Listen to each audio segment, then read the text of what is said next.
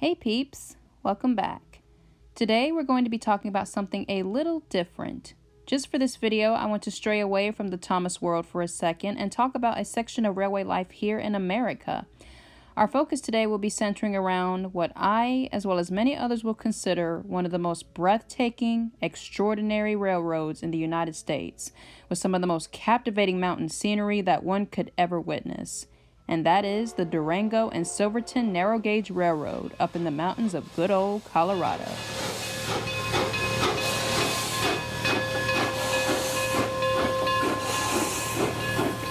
I have been absolutely fascinated with this line for a long time, and I am so happy I get to discuss it today, from its history, the locations, and yes, even the little engines themselves.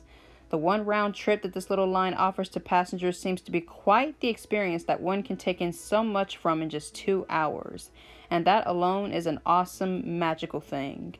So, without further ado, let's explore this wonderful little Colorado railroad.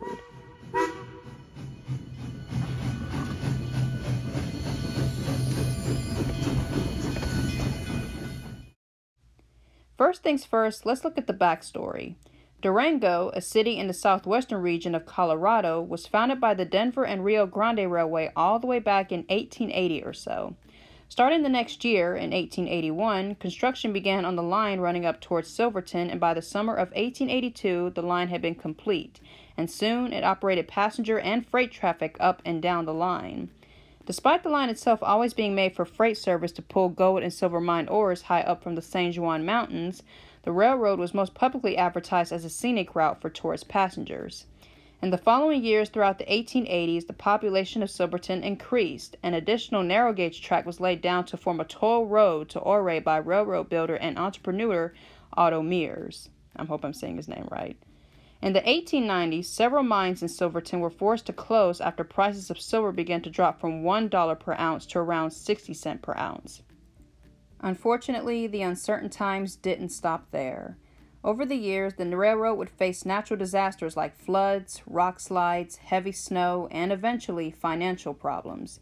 After resuming rail business around the time of World War I, the Durango and Rio Grande reorganized due to money difficulties. It also didn't help that the Silverton was deeply affected by the Spanish flu in 1918 and then had to close because of mine closures. Fast forward to World War II, the U.S. government ordered for narrow gauge equipment to be used in Alaska, and so the smelter's yards of Durango was back in operation to produce uranium for the war, doing so into the late 40s. Meanwhile, the Silverton branch was at risk of being abandoned after its closure, but thankfully it was saved by determined staff who kept the line running by helping to promote tourist trains. Into the 1960s, the railroad was officially labeled and rewarded as a National Historical Civil Engineering Landmark.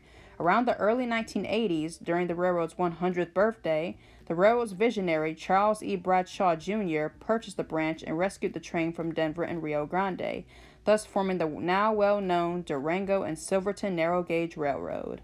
The 80s were a time of resurrection for the railroad. Aside from producing more scenery for tours and adding 2 more train services to their schedule, new track reconstruction took place with the replacement of around 10,000 ties. 2 of their engines returned to service to haul trains, and the Silverton Depot was purchased by the railroad, allowing it to return back to service. By 1986, the railroad had a total of 4 trains to Silverton, with an additional run running up to Cascade Canyon. As of today, the railroad still continues to offer great train services year-round to visitors near and far, giving passengers glorious, majestic views of the nature of the San Juan Mountains, along with having rolling stock indigenous to the line. Moving on from its history, the locations on the routes of this railroad are just as intriguing. The line to Silverton takes you along through the San Juan National Forest, where you're introduced to the famous Animas River. The views of this fine river as the line runs beside it are absolutely groundbreaking as they curve through the valleys. Every time I see them in videos, I'm just mesmerized by the beauty of the river running by the trees and mountain backgrounds around it. However, the river isn't the only pretty glimpse you'll get. One of my favorites is Hermosa Hill, which is a steep gradient that gives you nice glances of the landscapes of forests and trees on either side of the track. Granite Point, a line that curves over the lake named Chalona, is also really impressive, and from what I heard is popular for pictures.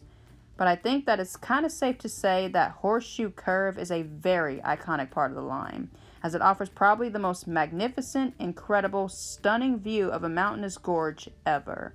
The locations and landmarks that you see on this train are enough to just lift your heart and brighten the soul for any person that travels around them. They are so beautiful. The rocky cliffs under the rail's roadside were blasted with black powder in early 1882 during the line's construction, and although it was a not-so-safe time for the railroad workers themselves at the time, the work itself really paid off in the end, as it now forms towering heights across the canyon, allowing the branch to become the scenic, awesome route it is. During the ride, the train passes through many historic points, such as the Tacoma Power Plant, which assisted the aforementioned mines when it opened in the 1900s and still operates today, providing power to the DNS. The Needleton Water Tank, which was saved and restored by volunteers with help from the DNS and Colorado Historical Society. The twin bridges that cross over the river, with one abandoned in the 60s after being weakened by water runoffs. And the remains of an old Champion mine, which was one of the mines that produced silver as well as zinc. It's cool places and things from the past like these that make the journey on this branch all the more interesting and fun. The town of Silverton itself is a cozy, lovely looking little town. Its history goes all the way back to 1860 when gold and silver were discovered by the Animas River. It was later called Baker's Park and became the center of mining camps across the river. It soon became widely popular thanks to its rich producing and deposits of silver. As of now, the town is acknowledged for its preservation and provides visitors with entertainment like restaurants, shops, museum tours, as well as allowing lodging and camping for overnight stays. The train itself stops here for about 2 hours before taking guests on the return trip back down to Durango. Aside from the Cheyenne Juan Forest and Cascade Canyon settings, around 30 or so miles west from the railroad, Mesa Verde National Park is also a quite fetching attraction for tourists. Being first designated back in 1906, it became potential for promotion to tourists for the railroad. The park features more great mountain horizons and cliff dwellings like an ancient cliff palace and a brick balcony house. To sum it up, the striking, spectacular environments of the nature and the historic pieces that surround this little railroad line are some of the things that make it such a marvelous place to travel on. If one of you watching were to ever go on this excursion and first take in all of what you see as you roll along, you would see exactly what I mean. Let's now look at the DNS's fine line of locomotives. Now, the railway has a total of 20 locomotives. That includes 10 steam engines and 10 diesel engines. First, let's discuss the steam engines. The numbers and built years of the steam engines go as follows.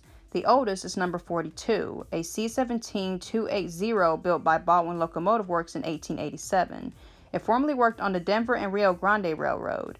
Next are numbers 473, 476, and 478. K-28-282 Mikado types, which were all built by the American Locomotive Company in 1923. Then there's numbers 480, 481, and 482. K-36 Mikados built in 1925, also by Baldwin Works. And lastly, two K-37s, number 493 and 498, built by Baldwin Works and Burnham Shops in 1928 and 1930, respectively. All of the engines, apart from number 42, used to formerly work on the Durango and Rio Grande Western Railroad, a line that would link from the Durango and Rio Grande to Utah in the 1880s.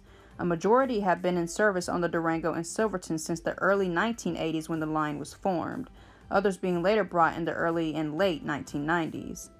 Out of the 9 locomotives, 6 are currently in steam as of October of this year. These include numbers 473, 476, 480, 481, 482, and 493. Throughout their lives, these engines were all eventually rebuilt to be converted into burning oil instead of coal, making them now oil-burning steam engines. On the line itself, these engines are mostly seen rolling down the line pulling special annual trains like the Highline Express, the Cascade Canyon Summer and Winter trains, and the yearly Polar Express Christmas ride. Numbers 42, 478, and 486 are all on display at the DNS Museum. Number 478 was almost swapped over to the Cumbres and Scenic Railroad in New Mexico in exchange for K-36 number 483 in 2015. But the swap failed, and come the following year, after she retired, she replaced number 476 in the railroad's museum, where she is currently on display. Meanwhile, number 486 was at first sold to the Royal Gorge Park for display in the 1960s, but was traded to the Durango in exchange for K37 number 499. She was restored for operation in 2000 and served up until 2019. As of recently, she's awaiting an overhaul and also planning to be converted to burning oil. But for now, she's on display at the museum. The last engine, number 498, has a bit of a weird life. Its tender was borrowed for engine number 499 when it went to Royal Gorge and is currently in storage on the Durango as a parts source for the engines. So, it's basically being used on some Godred type shit. Good to know. Now for the diesels. Unlike the steamies, the build years for the diesels vary. The first two, diesels number 1, aka Hot Shot, and number 5, were built by General Electric Company in 1957 and 1960 respectively. The third diesel, number 11, has no specific build date, but we know that it was also built by General Electric. The next few numbers, 101, 103, 106, and 107, were all built by Montreal Locomotive Works in 1969. And lastly, two new diesels, 1201 and 1202, were built by Motive Power and Equipment Inc. between 2018 and 2020. The first three, 1, 5, and 11, have been on the Durango since the early 2000s, while the rest after them have been on it since the 2020s decade. As of now, numbers 1, 11, 101, 103, 106, and 107 are the only diesels in full operation. Number 5 is currently sitting abandoned on a standard gauge flatbed behind the railroad's roundhouse. Poor guy. And 1201 and 1202, while first being brought by Durango in response to help out with two wildfires in 2018, are stored in the railroad yard. The Durango also has a quirky little rail car that offers guests a tour mostly from Durango to Cascade Canyon called Galloping Goose Number 5. Quite a funny but cute little name. As opposed to the current engines on it, the Durango also had a handful of former engines who are either now sold off to other museums or railroads elsewhere. These include K37 steamies number 497 and 499, and diesel numbers 2, 4, 7, aka Big Al, number 9, and 1203. Locomotives like these are just so endearing to me as a train fan because they are the main items that embody what makes railroads like the Durango and Silverton so brilliant. Like all other USA-built locos, these little engines are the essence of American railway life. As you see them battling up the valley slopes of the line while they billow thick black smoke from their chimneys as they puff about with freight loads or passenger cars, it suffice to say that they are the importance of moving service for the respective trains on this railroad and being the necessity for keeping the railroad going. The Durango and Silverton must feel like amongst the luckiest in the world to own these great fleet of engines. Yeah, they may have lost some over time, mostly being sold off, but the main fleet they currently have right now are most enterprising. They are the DNS's kick-ass MVPs. Most of them may be old, but you think that to them, age doesn't matter at all. The amount of life they still contain within them to keep operating and firing up steam or electric radiators each passing day to work come snow, rain, or shine is just absolutely phenomenal. It's no wonder so many people everywhere come to see not only the beauty of the line, but the long-lasting fascination and determination of these locomotives of theirs, both steam and diesel. The way these engines, especially the steamies, are designed and how they look so powerful and bold with ongoing faithful promise as they cruise forward is just so glorious to view. They are no doubt, as one might say, really useful, hard-working engines. The thing I love most about the Durango and Silverton is the fact that it's a place that loves and thrives from its own history and deserves nationwide adoration, as well as being a railroad that is prideful in sharing the fabulous, jaw-dropping loveliness of the high peaks and pristine nature of the mountains. To say that it's a mind-blowing place to see and visit would be an understatement. It's a little railway not only surrounded by naturalistic grace and peace, but it's also filled with warmth and care. The staff and the engines know how to give tourists and families the best experience they could ever imagine by giving them a joyous moment of beautiful forest views, fun and unforgettable annual events, various specialty express trains like Romance on the Rails and the Cowboy Poetry Train, and offering them entertainment and hospitality in the small town of Silverton. It's a railroad that lives and flourishes off the cozy, old-fashioned 1800s time period that it stemmed from, which almost makes it like as if you're back in time while riding the coaches and discovering the environment, and that further happily influences one's time on the Durango even more. Their museum also shows how much they're proud of their history and origins, as they allow visitors to learn more about them. And I bet those visitors will never forget it, because, as I said, the impacting adventure this railroad takes them on will give them a groundbreaking memory that will stick with them forever, myself included if I ever visited. Even when I look at videos and pictures of the glorious valleys as the locos speed through them, it's enough to take me to somewhere else completely different. It's so impressive. I even sometimes feel like I'm there in a way, and it's the best feeling ever. In my opinion, Americans and foreigners alike who come here near and afar would have a blast while visiting. It is no question among one of the top 10 best railroads in America. The mountain locations and the fabulous life and historic greatness of the railway is what makes it a grand monument in U.S. railway history.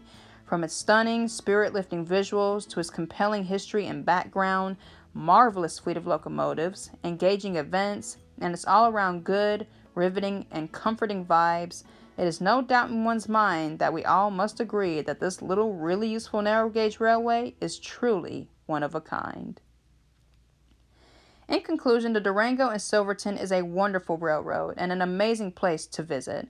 Visitors far and wide have given it the utmost positive reception online over time, and I can really see why. I definitely give it some glowing recommendation. So if you're a rail fan like me in the US and live in or near the Colorado area, give them a visit. And if you're elsewhere like another state or country and are interested, then this is the perfect spot for any kind of getaway vacation. As of now, during the holiday season, the Durango is throwing their yearly Polar Express based on the movie we all love. So if you're in the area, go check it out and join in on the holly, jolly, merry fun. And also check out their website where they talk more about their history, services, tour dates, and more. Link to it is in the description below. I have not visited it yet as of right now, but you best damn believe I will visit this line pretty soon in future. It is absolutely on my bucket list for places to travel to, amongst one of the top 5. So if you're someone like me who has a passion for railways, trains, and exploring, wherever you are or however you hear about it, take a trip down to Durango, Colorado, and show this beautiful, cute, historical railway some huge love. Thank you guys so much for watching. I hope you all have the most happiest Thanksgiving with your families and friends, and I will see y'all in the next video. Take care.